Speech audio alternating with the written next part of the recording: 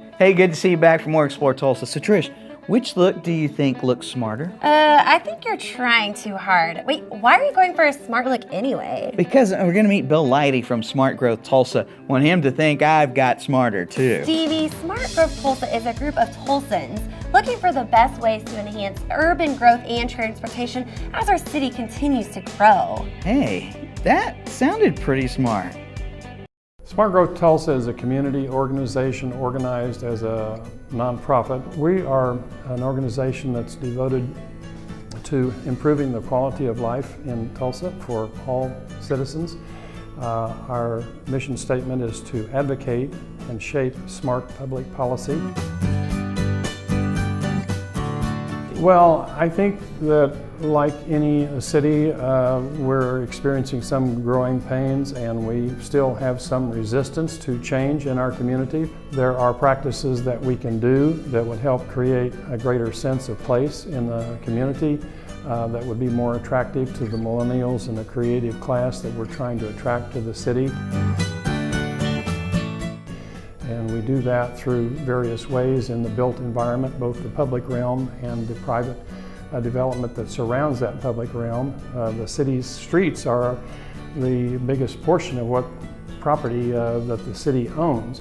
And those streets and those roads provide the anchors for private development.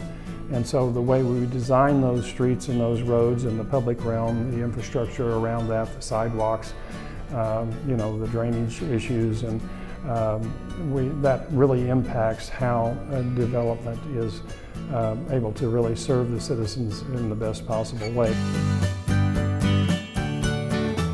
Well, I think certainly downtown is the anchor for everything in terms of the city. It's the core of the city, and basically everything we do in transportation-wise, we want it to connect downtown.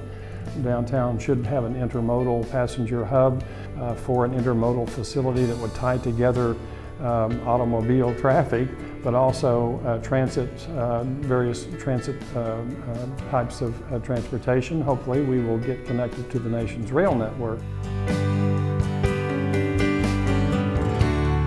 We have in Tulsa adopted what's called Complete Streets policy several years back. Several members on our board were involved in encouraging the city to do that.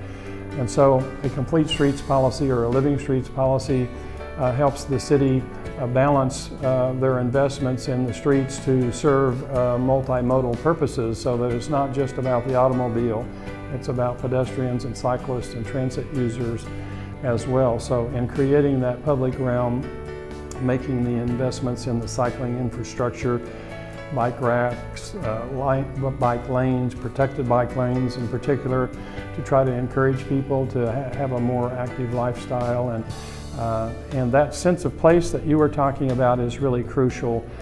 So what we're trying to do is encourage the city to create those placemaking strategies where people want to be, and then connecting those through various transportation modes.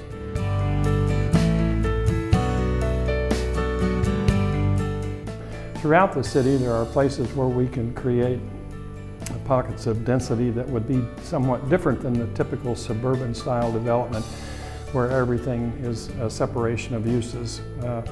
Having multifamily here and industrial over here and retail over here. So there are areas where we might be able to combine those uses and create centers of activity that would be easier to maintain in terms of the infrastructure needs and maintenance needs. We envision an equitable, resilient, connected, and flourishing community. So that covers quite a bit of ground.